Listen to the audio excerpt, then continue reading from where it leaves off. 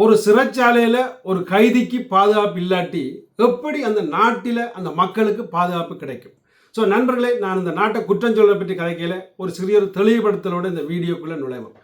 அதாவது இன்றைக்கு பார்த்தீங்களா இருந்தால், அதாவது நீர்வளம்பில் வந்து அந்த சிறையில் நடந்த சம்பவம், அதாவது ஒரு பயங்கரமான ஒரு சம்பவம் வெளிவந்திருக்கு. அது எல்லாரும் பார்த்துருப்பீங்க டிவியில். நானும் இதை பார்த்ததையும் கேட்டதையும் வச்சு ஒரு சிறிய ஒரு தெளிவுபடுத்தலுக்காகத்தான் இந்த வீடியோ. ஒரு வீட்டுக்கு எப்படி சமையலறை அவசியமோ, அது அவசியமும் தேவையுமோ, அதே மாதிரி ஒரு நாட்டுக்கும் ஒரு ஜெயில் தேவைதான் என்று மாற்றுக்கிறது இல்லை.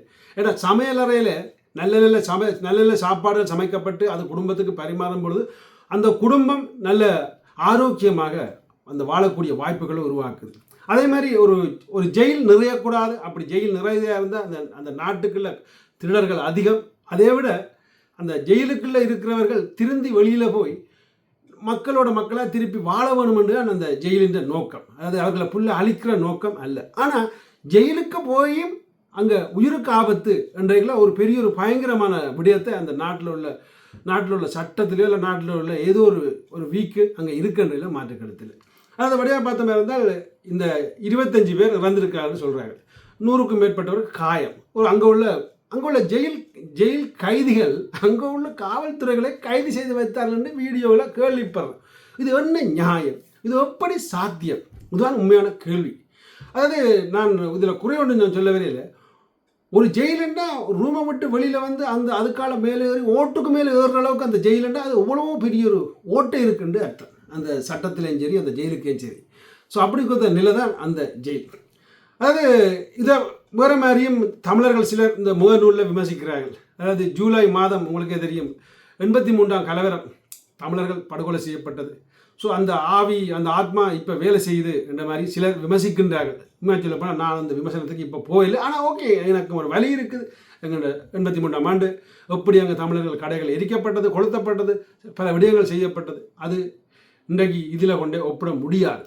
ஆனால் இதில் சொந்தங்கள் வந்து அந்த ஜெயில் வாசலில் நின்று கத்தி கதறார்கள்.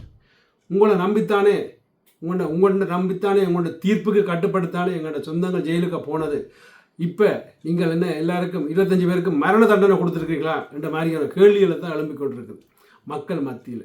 ஸோ அப்போ இதுக்கு பாதுகாப்பாக இருக்க வேண்டிய அந்த ஜெயிலரோ அல்லது இந்த காவல்துறைகளோ அவர்களே அரெஸ்ட் பண்ணி அங்கே வைக்கப்பட்டார்கள்னு சொல்லப்படுது. அதில் காவல்துறைகள் இறந்திருக்கிறார்கள் என்று சொல்லப்படுது. ஸோ அதெல்லாம் பார்த்துருப்பீங்க நீங்கள் வீடியோக்களில். ஸோ இதில் அடுத்த கட்டமே நாங்கள் பார்க்கணும் என்னென்னா, எப்படி இனி இதை குற்றவாளிகளுக்கு தண்டனை திருப்பி கிடைக்க போகுது.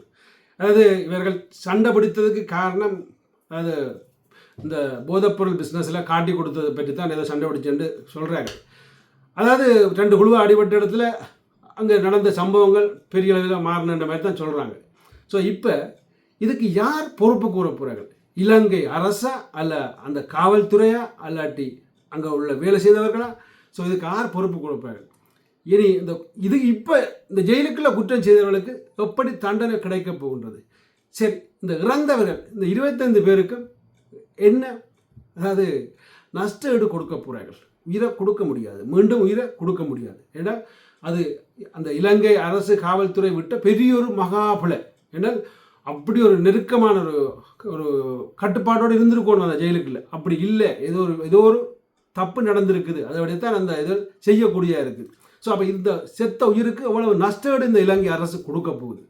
அடுத்தது, இது இன்றைக்கு நேற்றில் ஒரு 10 வருஷத்துக்கு முன்னமும் ஓட்டுக்கு மேலே இருந்து போராடிய நிலைமைகளும் இலங்கையில் நடந்தேறி இருக்கின்றது. உங்கள் எல்லாருக்கும் தெரியும்.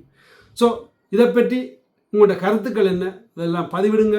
அதாவது இது வேறு உலக நாடுகளில் இதை பார்த்தா சிரிப்பாங்க. அதாவது இங்கே அங்கங்கே சில விடயங்கள் நடந்தாலும், ஆனால் இப்படி கும்பலை ஒரு அடிபாடு ஒரு படத்தை ஒரு தியேட்டரில் படம் பார்த்த மாதிரி நாங்கள் ஒரு நாட்டிலையும் அப்படி பார்த்த மாதிரி எனக்கு தெரியல. அப்படி நடந்துச்சுன்னா நீங்கள் எழுதுங்க கீழே. ஆனால் இது கொஞ்சம் ஓவர் என்று தெளிவாக சொல்லிக்கொண்டு உங்களை வந்து விடைபெறுகிறேன். அதாவது சும்மா போன கைதியை ஆயுள் கைதி ஆக்கிட்டீங்க அந்த கொலையை செய்துன்னு நான் சொல்ல தோண்டும். அதாவது இப்போ அவனை நீ அந்த கொலை செய்தானோ அவங்களெல்லாம் அவனை ஆயுள் கைதியாக மாற வேண்டிய கட்டத்துக்கு வந்துட்டுது. ஸோ மீண்டும் சொல்கிறேன், முதல்ல ஜெயிலுக்கே பாதுகாப்பு இல்லாட்டி அந்த நாட்டுக்கு எப்படி பாதுகாப்பு கொடுக்க போகுது இந்த அரசாங்கம் என்றதை மீண்டும் ஒரு முறை கேள்வியாக கேட்டுக்கொண்டு உங்களது விடைபெறுகிறேன். தயவுசெய்து மன்னித்துக் கொள்ளுங்கள்.